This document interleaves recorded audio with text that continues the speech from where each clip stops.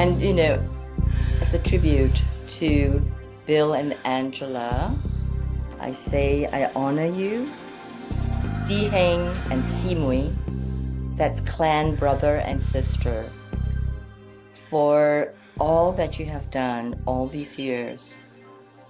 And really to create this matrix of light, of chi around the planet. And we know that as practitioners, we are channels, we are instruments of chi into our beloved Earth. And so we bring in the celestial and terrestrial energies onto the planet. And what you both have done is that you've activated so many places, so many of the light nodes in each one of us and in the places, in the sacred geometric places of the world. And this is what you've done as Qigong practitioners, and you have with your vision. And so I so honor both of you so very much as founder of Infinity Quantum Qigong, another little light node that is building together this golden matrix of light that will make such a difference in the coming years as we integrate ancient wisdom into the modern day living and make it a simple practice, a loving practice for the earth, and bringing in the very best of who we are as our souls, and coming in from the Wu Qi into the Tai Chi and into the yin yang of this everyday life. So I thank you so very much from my heart, and we are all quite very conscious about our spiritual selves and our celestial connections and why we are here to practice Qigong. And it goes beyond just practicing movements and meditation, but really clearly in purification and embodying the ways of the world, the ways of the ancient warrior of who we are as Qigong practitioners. So that's what I've been doing around the world, is also activating beautiful souls to more higher frequencies and to the realizations of who we are as Qigong practitioners.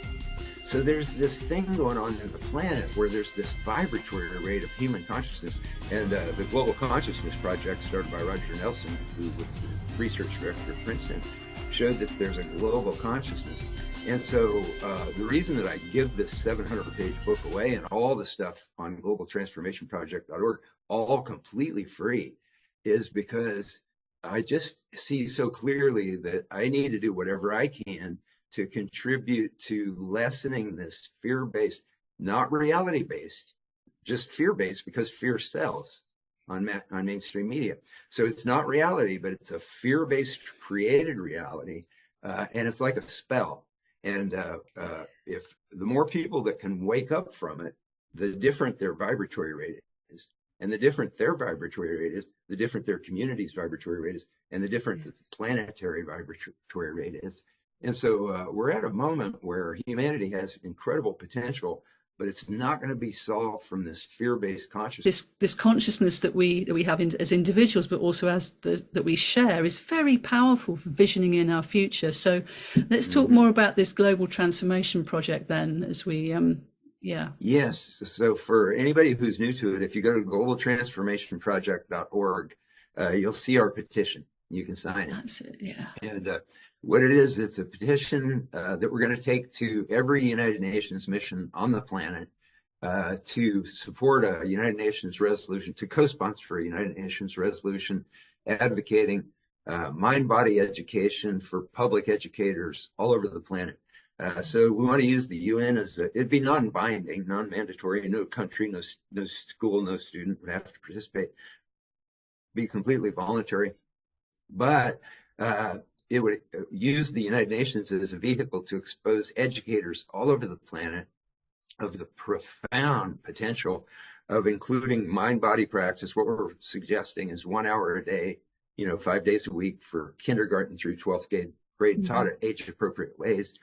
so that children are able to maintain this connection with their alpha state consciousness, because we're in alpha state up until about 7 years old, and it's no coincidence that that's when we're learning at an incredible rate, and that's when we heal at an incredible rate.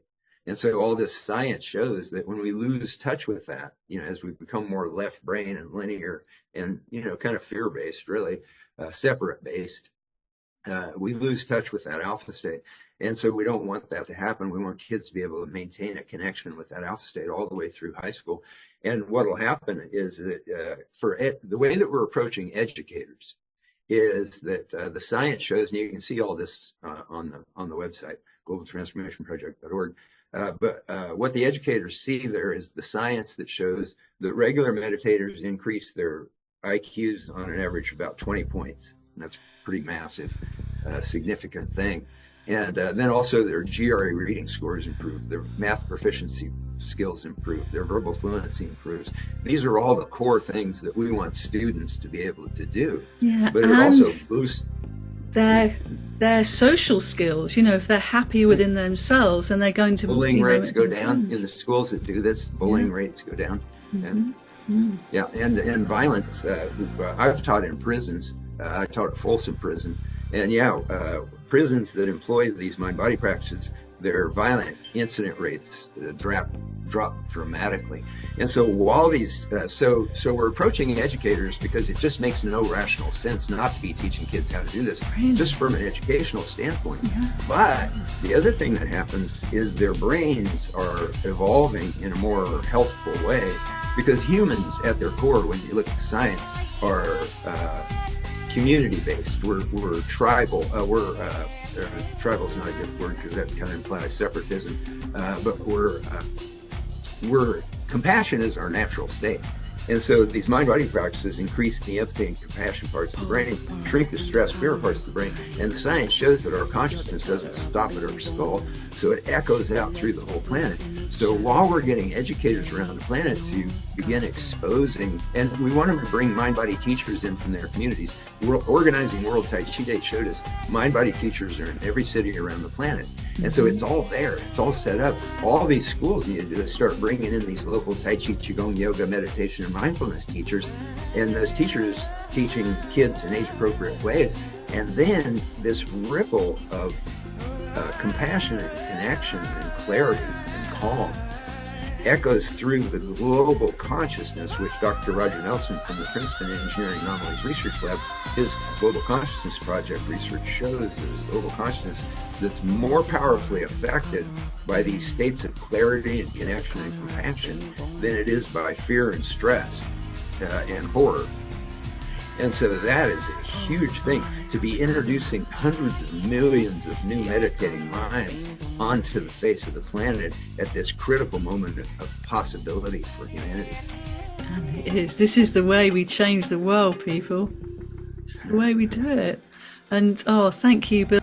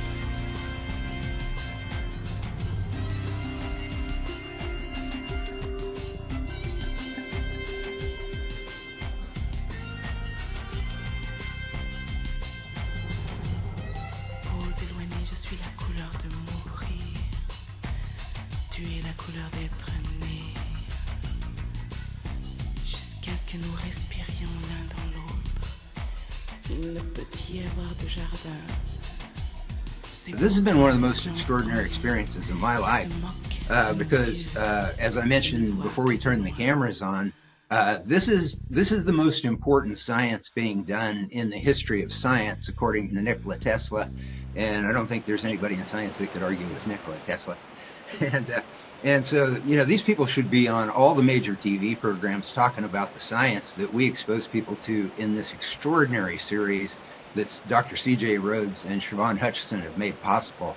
And it's just, we organized World Tai Chi Day, which Princeton University Director of Research showed how we had actually changed global consciousness. But I've got to tell you, even though we've experienced doing Tai Chi with the whole planet for 24 years now, and that we actually changed global consciousness, this discussion series has been like the most spectacular event of my life. To have the ability to sit here with these folks and talk about the most important science being done in the history of science.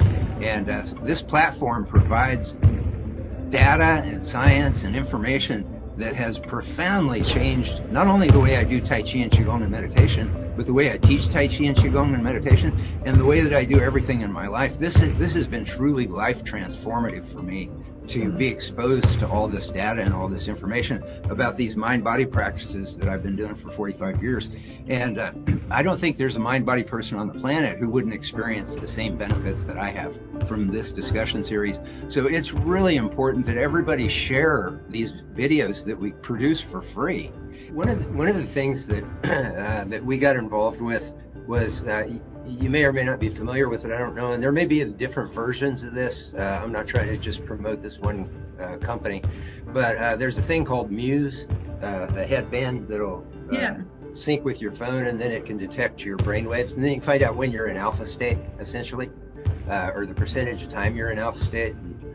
And that was extremely helpful. And then, as we, became aware of all the science that was just showing that it's really a huge miss by humanity not to be teaching kids how to do mind-body practices starting in kindergarten all the way through 12th grade.